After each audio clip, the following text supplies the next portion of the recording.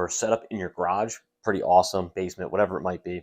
Let's talk a little bit about your actual setup at a dress. First thing I want to say is just take the handle and push it down a little bit. Like get your forearms and the club to have a slightly different angle. It kind of almost appears like both your forearms are kind of lined up with the shaft of the club at this point. So do me a favor at a dress, push the butt end of the club down a little bit, let it point a little bit more at your waistline or your belt buckle, if you will. That would help you with the next thing that you're going to do. So as I scroll through this video a little bit, what you're going to find is I'm going to take it up to P2. Now, I consider P2 where the club is parallel to the ground. And for some reason, your club is parallel to the ground up here and behind you. So we have to kind of figure out what it is that's creating that and why it looks like it does at that position. And when I say it looks like it does, you've got that golf club.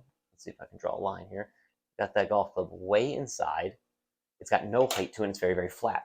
So when I watched your takeaway, because the arms are up here, the first thing you did was you didn't do anything with the lower half or much with the lower half, and you did almost nothing with the shoulders. So you get to P2, club parallel to the ground, you, what we would call palmar flex, you'd actually flex your left wrist backwards, which makes the club go more in. It shuts the face, which is okay, but it goes more in, and the club has no height to it. So I haven't turned with my shoulders, I haven't turned with my hips, and I've done everything from P1 to P2 with just my arms. So first off, make sure the handle's down a little bit, and then we're going to talk a little bit in the next video about what to do with your arms and hands to get the shoulders to work a little bit more. If you were to watch my backswing by P2, I've got 40, maybe 50 degrees of shoulder turn, maybe 20, 25 degrees of hip turn at P2, going up to P3. P3 is left arm parallel to the ground. You need more body and less arms and hands to generate that backswing. So everything you do from here on in is going to be a compensation for what you created there. So you get it up to the top, and now you notice as you get up to the top, you're like, oh no, I've got no tilt, so you have to try to create some tilt. So what do? You start to create it mid downswing. So you start there, your head dips down, and as your head dips down, the shaft gets a little steep.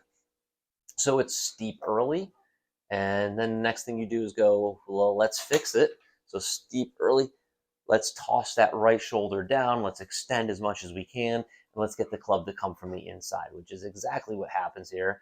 So you dip it under, there you go. That's kind of you kind of coming into impact. You're not open at all.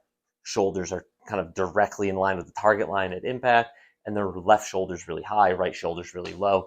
You're going to get a lot of like heavy shots. You're going to get a lot of chunks, a lot of hooks, depending on how closed the face is. You know, you're going to get hooks and maybe even pushes if you open the face a little too much. And lastly, at impact, you've got a lot of high handle. So what I mean by that is the more the handle goes up into the air, the more we'd call it like vertical swing plane, but basically the higher the handle goes and the quicker it goes up in the air, the more into out the path gets. So the lower the handle is, typically the more, you know, out to in the path, and the more up it goes, the more we swing into out. So you have the telltale signs of someone that's, you know, early extending, kind of raising the handle way up to prevent it from being steep, and then your arms and hands exit pretty high. You've got that little chicken wing going. The chicken wing is not going to be fixable unless you touch the other things that are happening prior to that. So if someone's told you, hey, let's fix that chicken wing, well, you got to do a bunch of other stuff to get to there. So those are the kind of the root causes for what you're doing. Let's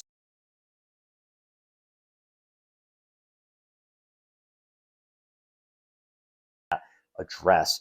And we said, take the butt end of the club, this guy here, and lower the handle. So it kind of points a little bit more down at the waistline.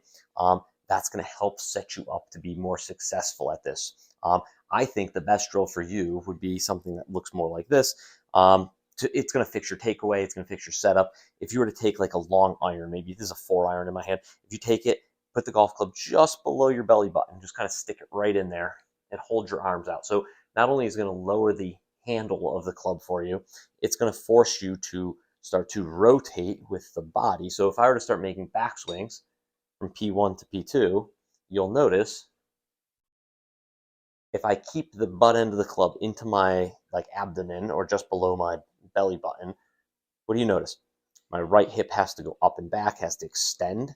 My right shoulder goes up and back, my arms stay in front of me. And you notice my wrists look a lot different. If I started to, flex my left wrist backwards, the club would go back. But because I need to keep the handle of the club kind of jammed into my belly button there, it can't do that. I can't flex it backwards. So my recommendation is make some practice backswings, create all this turn. And from right here, from the takeaway, club parallel to the ground, right here, hinge the club into the air. Now you see the pitch of the shaft is much different. So we go from here all the way back to P2, club parallel to the ground, and then you can start to hinge it up. From there, you can continue to turn and tilt and extend. But I think if you don't have those pieces, it's impossible to fix some of the other extension pieces that you have.